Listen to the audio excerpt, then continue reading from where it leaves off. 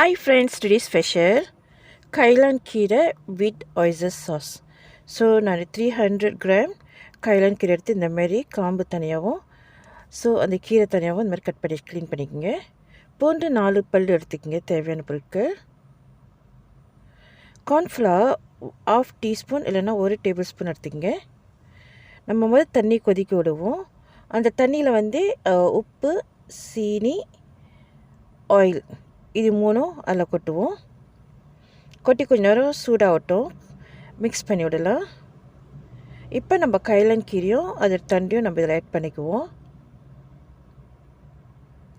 So add பண்ணி ஒரு 2 minutes cook பண்ணுவோம்.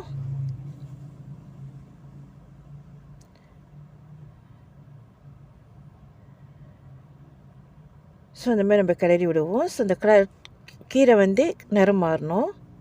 நிறம் மாறிடுச்சுனாக்கா அது நல்லா குக் ஆயிடுச்சுன்னு அர்த்தம். கொஞ்சம் நேரம் வேக விட்ட பிற்பாடு இது நம்ம தனியாக எடுத்து ஒரு பச்சை தண்ணியில் போட்டிக்கணும். அது குக்கிங் ப்ராசஸ் ஸ்டாப் பண்ணுறதுக்காக. நம்ம சைனீஸ் ஷாப்லாம் போனாக்கா நம்ம இந்த கைலான் கீரை பரட்டி கொடுப்பாங்க. அவ்வளோ சூப்பராக இருக்கும். இது சைனீஸ் ரெசிபி. ஸோ நம்ம ரெஸ்டாரண்ட் போய் சாப்பிட்றப்ப எப்படி இருக்குமோ அதே ரெசிபி எக்ஸாக்ட்லி சூப்பராக இருக்கும். கண்டிப்பாக வீட்டில் ட்ரை பண்ணி பாருங்கள். ஸோ நான் எடுத்து இந்த மாதிரி ஒரு பவுலில் போட்டு தண்ணியை ஆட் பண்ணிக்கிட்டேன், பைப் தண்ணி. ஸோ எதுக்கு நான் தண்ணி ஆட் பண்ணாக்கா அது குக்கிங் ப்ராசஸ் ஸ்டாப் பண்ணுறதுக்கு. ஸோ இப்போ வானவில்ல எண்ணெய் தேவையான அளவு தாளிக்கிறதுக்கு போட்டுட்டு பூண்டு நல்லா காரிங்காக நல்லா பொரிக்கணும். நல்லா ப்ரௌனாக வரணும் நிறம் மாதிரி. ஸோ இந்த மாதிரி வந்த பிற்பாடு நம்ம பூண்டை தனியாக ஒரு பிளேட்டில் எடுத்து வச்சிடலாம்.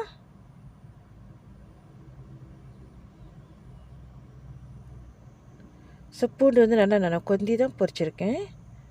ஸோ பேலன்ஸ் எண்ணெயில் நான் 2 tablespoon oyster sauce add பண்ணிக்கிறேன். அடுப்பு கொஞ்ச நேரம் ஆஃப் பண்ணிக்கிங்க. 2 tablespoon oyster sauce, 1 tablespoon light soy sauce mix பண்ணி விடலாம். ஒயிட் பெப்பர் கொஞ்சம் டேஷ் பண்ணிக்கலாம். 1 tablespoon brown sugar white sugar கூட நீங்கள் ஆட் பண்ணிக்கலாம். தண்ணி லேசாக ஆட் பண்ணிக்குவோம். ஸோ இது கொஞ்சம் நேரம் கொதிக்க விடலாம். இது நல்லா கொதித்து வரப்போ நம்ம கார்ன்ஃப்ளவர் 1 டேபிள் ஸ்பூன் தண்ணியில் நல்லா மிக்ஸ் பண்ணி இதில் நம்ம ஆட் பண்ணி விடுவோம். ஸோ இப்போ ஆஃப் பண்ணி வச்சிடலாம். ஸோ நிறம் மாறிடும். அதுக்கப்புறம் நம்ம ஏற்கனவே குக் பண்ணி வச்சிருந்த வெஜிடபிள், அதாவது கைலான் கீரை மேலே இந்த சாஸ் எடுத்து மேலே ஊற்றி விடணும்.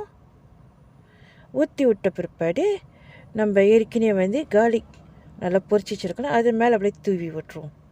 அவ்வளோதான், நம்மளோட kailan with oyster sauce ready. இந்த வீடியோ உங்களுக்கு பிடிச்சிருந்துச்சா மறக்காம சப்ஸ்கிரைப் பண்ணுங்கள், பெல் பட்டன் அமுத்துங்க, லைக் பண்ணுங்கள், ஃப்ரெண்ட்ஸ் கூட ஷேர் பண்ணுங்கள். தேங்க்ஸ் ஃபார் வாட்சிங். God bless you. Love you. Okay, bye.